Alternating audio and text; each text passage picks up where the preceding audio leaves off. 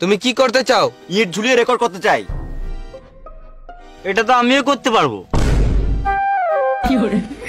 খেপা চোদা, তোমার লুঙ্গিটা তুলে ইয়েটা দেখাতে বলি নাই, তোমার ট্যালেন্ট কি আছে সেটা দেখাও। আমার ট্যালেন্ট তো এখানেই লুকিয়ে আছে।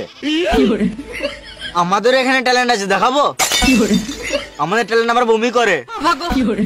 বেশি গাঁ পাকো না, আমার আগে পুরোটা দেখো, তারপর বলবে। বেশ বেশ, শুরু করো। ভেড়া চোদা, এটা কোনো জিনিস বুক ওয়ার্ল্ড রেকর্ড হলো নাকি? এরকম তো কোমরে ইট বেঁধে সবাই ঝুলাতে পারবে। বেশি গাঁ পাকাও না, আমার আগে দেখো কোথায় ঝুলছে।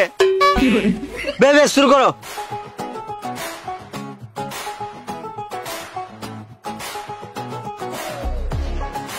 এটা আমার টুনটুনি ঝুলছে, গাঁ পাকামো নয়। মানুষ জিনিস বুকে ওয়ার্ল্ড রেকর্ড করার জন্য কত কিনা করছে। এই তো রেকর্ড করার জন্য টুনটুনিতে ইট ঝুলে লিছে। এইসব ট্যালেন্ট লাখে একটাই পাওয়া যায়। তোমার এই ইট ঝুলানোর আইডিয়াটা কোথা থেকে এলো? যখন আমি ছোট ছিলাম, বন্ধুর সাথে খেলতে যেতাম। আমার টুনটুন ছোট ছেলে বলে বন্ধুরা অনেক লাগাতো। পালা, তুই খেলা লোবো না, তো টুনটুনি ছোট। টুনটুনি ছোট, টুনটুনি ছোট, টুনটুনি ছোট। আমার অনেক সেদিন থেকে অনেক খারাপ লাগতো। তারপর আমি সিদ্ধান্ত নিলাম যে আমি টুনটুনি বড় করব। কিন্তু কি করে করব? তারপর মাথায় আইডিয়া এলো যে আমি ইট ঝুলিয়ে টুনটুনি বড় করব।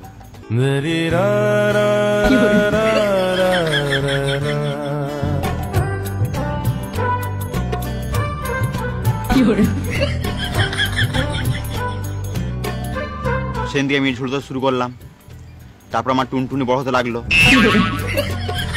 ওই দিন থেকে বন্ধুদের অনেক জ্বলন হতো। তারপর বন্ধুরা ট্রাই করতে লাগলো টুনটুনি বড় করার জন্য, কিন্তু কেউ পারতো না।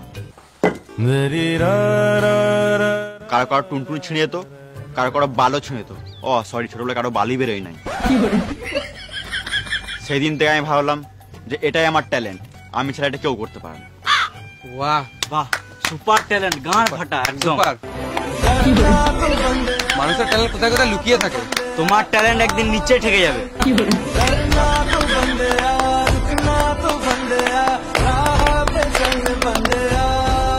আমার ট্যালেন্ট কেমন লাগলো? গাঁড় ফাটা লাগলো। সুপার। আমাদেরকে বুঝলে এরকম টুনটুনিতে ইট ঝুলাতে হবে। ঠিকই বলেছেন, নাহলে আমাদের বউ থাকবে না। এবার আমি কি করব? তোমার অনেক এনার্জি নষ্ট হয়েছে, তুমি বাইরে গিয়ে টিফিন নিয়ে নাও। তোমাকে পরে ডাকা হবে।